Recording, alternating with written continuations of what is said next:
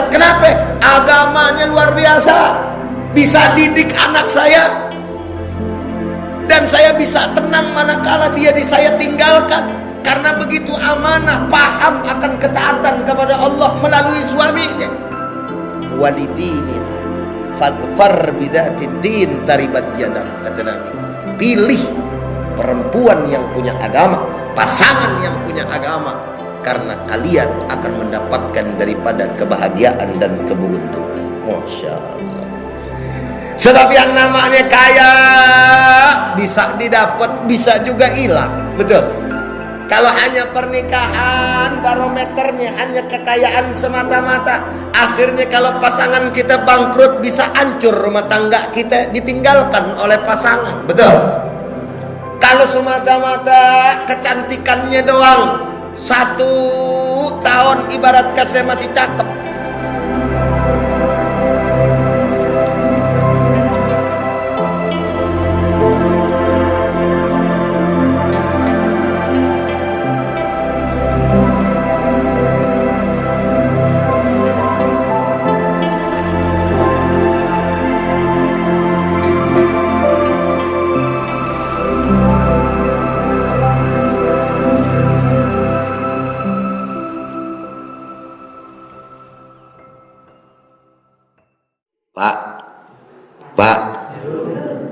Bapak, ngapain ibu-ibu lagi nyaut?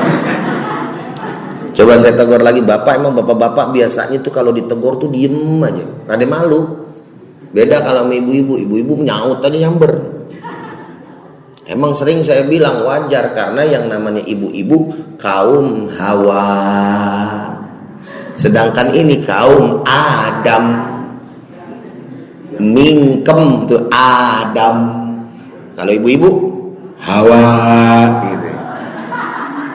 Berarti yang banyak ngomong siapa? Kaum Adam apa kaum Hawa? Ngaku alhamdulillah. Tapi sekali lagi nih, biar enak, biar ada interaksi antara ustadz sama jamaah, betul ya?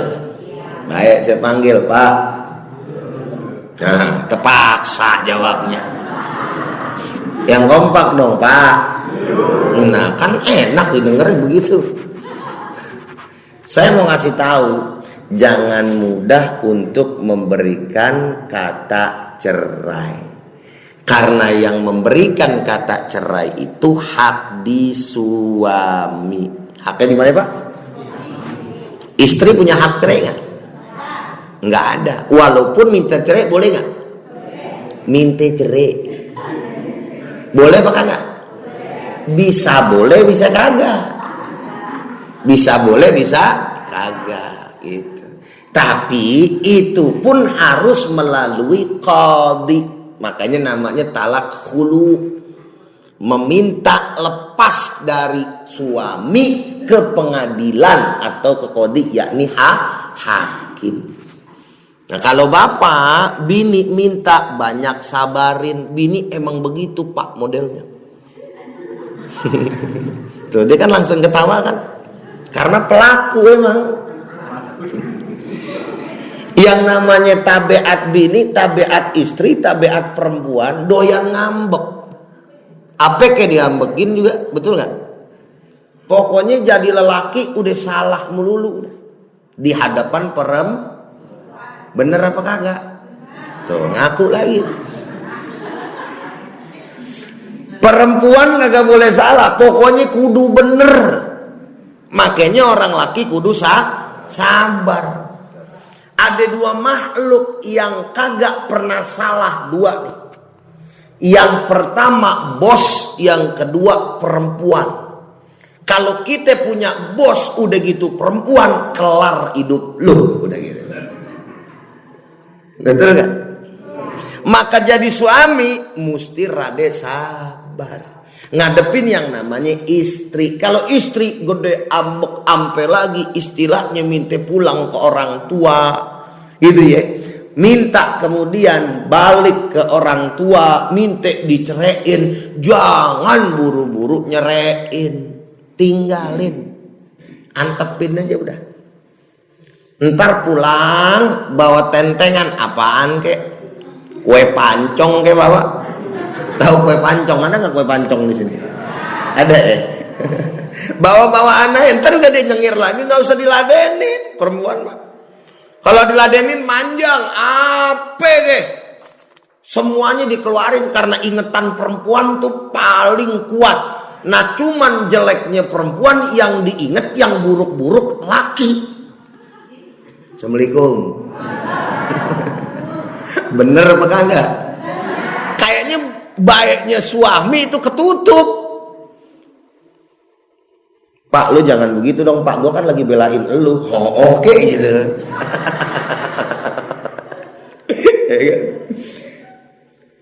Kok begitu Ustaz? Emang fitrahnya. Makanya kalau misalkan rumah tangga mau bener, rumah tangga mau awet, suami yang pegang kendali nih mesti banyak sabar. Tuh, udah betul deh. Udah ngerasa dibelain. Kayak begitu dong tadi, kompak jadi betul saat gitu.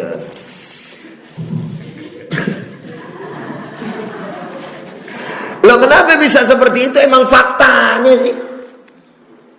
Kalau misalkan kita kagak sabar sebagai seorang suami, maka sakinah mawaddah warahmah cuman ngimpi. Jangan kata tibang kita. Kita siapa sih? Sahabat Nabi bukan, ulama bukan, ustadz juga baru setengah-setengah nih. Yang ini aja ustadz baru setengah-setengah. Sahabat Nabi galaknya orang. Tahu sahabat Nabi siapa yang paling galak? Siapa yang paling tegas? Sayyidina Umar ibnil Khattab. Ini cerita, kalau diceritain kadang-kadang minimal bikin kita nyengir, minimal bikin kita senyum. Ada seorang sahabat gara-gara bininya galak kebangetan sama dia, capek dia nih mau ngadu ke Amirul Mukminin Sayyidina Umar ibnil Khattab akan kelakuan daripada istrinya yang ngomel aja ngomel, salah aja mulu, tapi baru tiba ngomel. Datang deh dia nih, kuculuk nih jalan nih ke rumahnya Sayyidina Umar ibnil Khattab. Tahu-tahu belum nyampe baru tibang kelihatan rumah Sayyidina Umar ibnil Khattab, bininya Sayyidina Umar lagi marah-marah sambil lempar sendal. Assalamualaikum. Kira-kira apa yang ada di otak itu sahabat mau ngadu tadi? Jadi apa pulang lagi? Hah? Jadi apa pulang lagi? Lah pulang. Kalau bahasa kita lah bocah ngapa ya gitu kalau anak sekarang mau bilang. Lah ini mah lebih-lebih saya. Lah saya mah baru tibang diomelin. Nah ini Sayyidina Umar bininya begitu. Kan begitu ya. Tapi bukan berarti kemudian buruk perangainya. Tapi yang harus kita ambil, ini sikap Sayyidina Umar ibnil Khattab yang galak, yang tegas, yang luar biasa orang takutin. Tapi sama bini, Masya Allah, ditinggal jalan namanya Sayyidina Umar ibnil Khattab. Sambil Sayyidina Umar ibnil Khattab ngeliat tuh sahabatnya, tuh roman-romannya, sahabat saya mau ke rumah saya tapi kok kagak jadi ya. Udah celangak celinguk dia. Berarti kan niat ngamuk nih namanya. Iya, dipanggil lagi nih Pak Bu. Ya akhi tal sini. Ente kenapa? Roman-romannya kelihatannya mau ke rumah aneh tadi, kenapa jadi kagak jadi? Udah celangak celinguk. Begini ya apa namanya? Ya apa yang Umar? Ya Amirul Mukminin. Begini bagaimana? Aduh gimana ngomongnya ya? Saya jadi gak enak hati nih gitu. Karena takut nyakitin Sayyidina Umar. Yang ngomong aja kagak ngapa-ngapa. Saya punya tujuan datang ke engkau wahai Sayyidina Umar ibnil Khattab, mau mengadu tentang perihal saya punya perilaku istri. Istri saya perilakunya galak bener sama saya, ngomel aja ngomel. Saya mau minta petunjuk, sampai di mari saya ngelihat ternyata engkau mendapatkan perlakuan lebih-lebih dari saya. Ya terus bagaimana ya, saya kabur aja udah dah gitu kan, kagak jadi. Apa kata Sayyidina Umar ibnil Khattab? Emang begitu perempuan, suka ngambek. Tapi di balik tukang ngambeknya dia kita bisa lihat capek Capek tuh perempuan. Capek. Betul ya Bu? Oh, yang atuh keras banget ngerasa dibelain. Betul. Wah, gitu. Semangat. Oh iya. Kata ibu 1-1 gitu kan. Tadi kan 1-0 tuh. Yang dibelain bapak-bapak, sekarang yang belain ibu-ibu, betul nggak? Ini sih bukan masalah bela membela, ini persoalan yang namanya fakta. Lalu kemudian apa? Kita punya istri, wahai sahabatku, udahlah capek, banyak ngurus kerjaan kita di rumah. Udah gitu ya Allah, bini kita udah baik, mustinya kita yang harus nyuci, mustinya kewajiban kita yang nyariin pembantu. Tapi dia masih juga mau mengerjakan yang mustinya kita kerjain demi mencari pahala dan juga barokah dari Allah serta taat sama kita. Masya Allah. Ya Bu ya? Nyuci tugasnya siapa Bu? Bukan. Ngepel nyapu tugasnya siapa? Bukan. Ya nggak tahu deh. Bukan. Tugasnya ibu itu mohon maaf nih, biar kata udah nenek-nenek mohon maaf ya. Biar kata 17 tahun ke atas sedikit, ngurus didik anak ame ngelayanin suami di atas tempat tidur. Assalamualaikum. Baru tahu ya?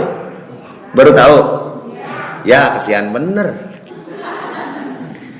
Pak. Oi, belaga diem dah. Ustadz buka kartu aja repot, besok minta pembantu bini gue nih. Tapi emang bener begitu. Yang wajib ngasih pembantu tuh kita. Yang wajib nggak ngasih, kalau kita nggak bisa ngasih pembantu, terus ngapain Ustadz? Kita yang mesti ngerjain. Cuman karena kebaikan bini, cuman gara-gara begini, jangan sampai aneh ngomong kayak begini, ntar pulang di rumah lu berkelahi. Tadi gua habis ngaji, selama ini ternyata saya dibodohin sama bapak. Akhirnya jamaah sini protes sama ketua masjid, Ustadz begitu lu panggil katanya. Akhirnya bikin gue ribut malahan di rumah. Enggak, jadi saya mau kasih tahu Pak, emang begitu. Justru disinilah letaknya kenapa pada akhirnya kemudian Sayyidina Umar itu bersikap seperti itu. Karena apa? Sadar diri. Istri itu udah capek, udah ikhlas, udah redha gitu kan, untuk kemudian memberikan waktunya, tenaganya buat kita suami. Masa tibang ngoceh, tibang ngomel aja gitu juga abis marah-marah. Jangan. Emang yang namanya emosi kadang-kadang kagak kesulut, betul nggak? Bener nggak? Makanya ibu juga kalau misalkan capek di rumah, mulut ditahan. Mulut ditahan. Jangan udah ketahuan suami baru balik kerja, istirahat belum, ngoceh nggak berhenti. Kira-kira jadi berantem apa kagak itu? Jadi berantem. Ya Pak ya. Bapak kalau capek, tahu-tahu sampai di rumah bini, wah ditanyain teh, ditanyain minum, malah galakan dia, kesel apa kagak Pak? Assalamualaikum. Ini gara-gara teh nih jadi susah ditanya nih. Itu saya nyobain tehnya dulu dah, enak apa kagak dah ya. Bismillah. Subhanallah, manis sama seperti yang minum. Alhamdulillah. Ini suami pulang, Assalamualaikum, salam. Wah, ini maksudnya contoh. Tok, Assalamualaikum, salam. Yang tolong bukain sendiri. Laki baru ulang capek digituin, kira-kira pegel hati kagak? Pegel nggak tuh kalau orang Betawi bilang namanya pegel hati. Iya kan? Pegel. Udah masuk, udah sabar nih suami nih, masuk ke dalam rumah yang Mi, Bun, Mama, Dek, apalah sebutannya. tolong sediain kakak teh gitu kan, atau minum. Ya elah, dapur gak deket, ambilin diri bikin. Wow, nambah kesel kagak itu? Asa. Udah gitu nyediain kagak, giliran keluar nanyain duit. Nambah kesel gak suami itu? Mana bang? Mana kak duit? Ini urusan belum kelar nih, utang sono begini bla bla bla bla. Akhirnya jadi jangan tahan. Nah, oleh karena itu saudara hadirin yang sama dirahmati dan dimuliakan oleh Allah Subhanahu wa taala, barometer daripada berumah tangga di dalam ajaran agama Islam harus punya landasan.